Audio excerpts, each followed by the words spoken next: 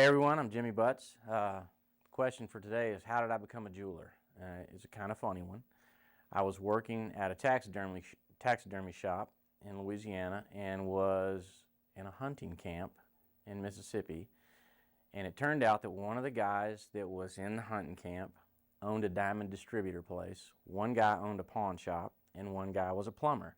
Somewhere along the lines, the plumber went to jewelry school through the diamond distributorship. At the time, I was working at Dan Chase and I was also painting cars. I liked working on things, but I didn't like getting all that dirty. And when it came to painting cars, the fumes gave me awful nightmares. So while we were at the hunting camp one day, the diamond distributor guy said, "Oh, you're artistic. You should go to jury school." And I was like, "Jury school? Like a stenographer?" He goes like, "No, man, jury." I was like jury duty? Like I'm not interested in that. And he goes, "No, man, jury like you wear." I was like, "Oh, jewelry school." So my father said, "What are you doing this summer?" I said, "Nothing." So he said, "How would you like to go to jewelry school?" I'm like, "Sure." So he sent me to Selma, Alabama, to Homer Holland School for Jewelers, and I loved it. And I never viewed it as being a jeweler. I always thought, well, I'm just a micro mechanic. And I also thought that it was a craft. I didn't know it was a job. I thought it was just something else to do. Came back, Dad bought me all the tools. In my bedroom, I just would mess around with jewelry, and I went right back to doing the things I was doing before. Working, painting cars, working at Dan Chase Taxidermy, and then somehow somebody said, "Hey, do you want a job actually making jewelry?" And I was like, "Well, yeah."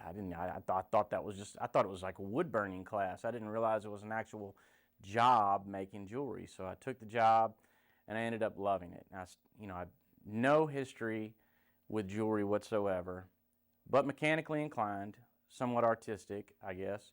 But for me, I've still always viewed it as being a micro mechanic. I like working on the small things. I like problem solving. I love the tool building aspect of it.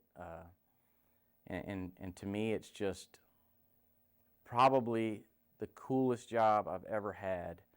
And then the other side of it is making that jewelry for people and seeing how happy they are, and then thinking that there's a possibility that that's going to be handed down to someone's grandchild long after I'm gone. That's pretty cool.